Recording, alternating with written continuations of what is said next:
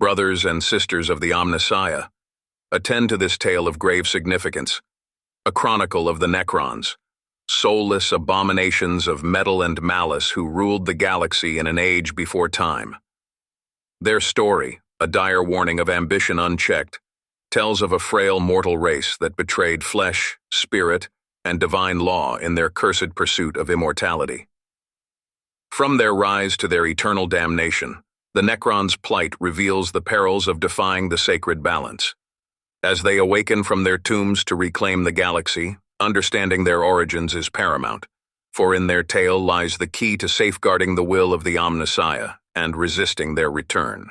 Long before the stars burned brightly with the dominion of countless species, the galaxy was home to the Necrontyr, a frail and short-lived race born under the glare of a dying star. Their homeworld, a bleak and irradiated planet, cursed them with brief, agonizing lives, their fragile bodies ravaged by radiation and disease. From birth, the Necrontyr were haunted by the specter of death, and their culture became obsessed with overcoming mortality. Despite their frailty, the Necrontyr were possessed of brilliant minds. They turned their bitterness toward the stars, developing technology to conquer their physical limitations. Massive stasis crypts preserved their diseased bodies, and starships forged from living metal carried them across the void. The Necrontyr Empire arose, spreading across the galaxy in an effort to escape the shadow of their dying star. Yet their expansion did little to soothe their inner torment. The stars they colonized, though rich in resources, offered no cure for their mortality. Internal divisions erupted as dynasties vied for dominance and civil wars burned across their domains.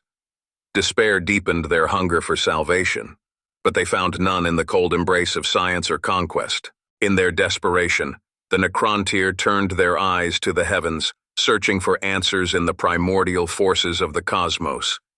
It was then they encountered the Kirtan, vast, godlike entities formed from the very fabric of the stars. Initially formless and insubstantial, the Kirtan fed on stellar energy, but the Necrontyr discovered a way to bind them into physical forms using living metal. The Necrontyr, blinded by their longing for immortality, saw the Kirtan as gods who could deliver them from their suffering. They offered their obedience to these beings, who in turn promised eternal life. The greatest among the Kirtan, the deceiver, whispered of a process to transfer their consciousness into undying mechanical bodies. What followed was the event known as the Biotransference.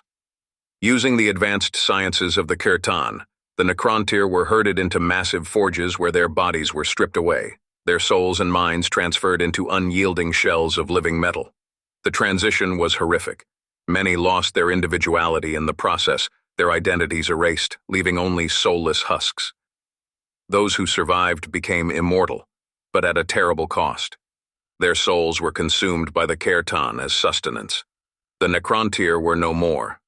In their place stood the Necrons, immortal beings of cold, calculating precision, free from the frailties of flesh, but bound to an existence of servitude under the Kirtan. Empowered by their Necron legions, the Kirtan turned their gaze upon the galaxy and declared war on the Old Ones, an ancient and highly advanced race who had long reigned as masters of creation. The ensuing conflict, known as the War in Heaven, was cataclysmic. The Necrons, equipped with unimaginable weapons capable of tearing stars apart, waged war on the Old Ones and their creations, devastating entire sectors of the galaxy. However, the Necrons eventually turned on their Kirtan masters.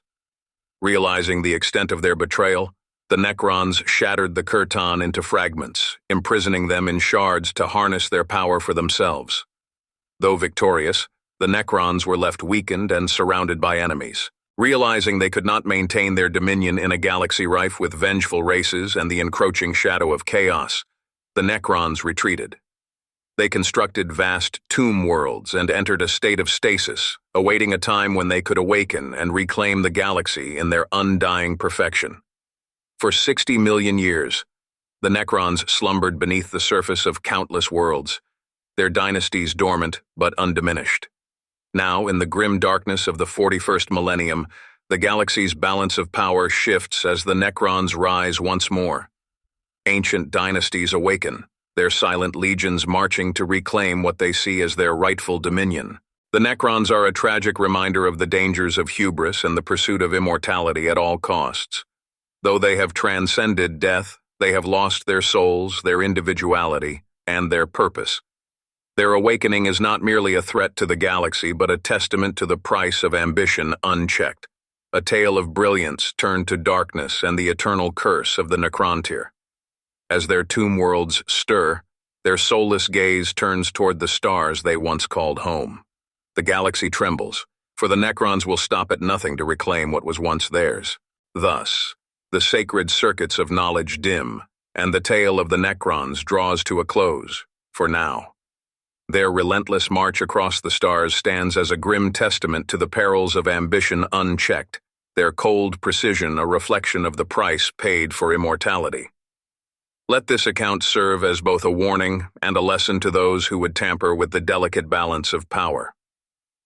In the name of the machine god, we preserve this tale, not out of reverence for the Necrons, but to safeguard humanity from repeating their tragic folly. Like and subscribe for more grimdark lore. Praise the Omnissiah, for through his wisdom we remain vigilant.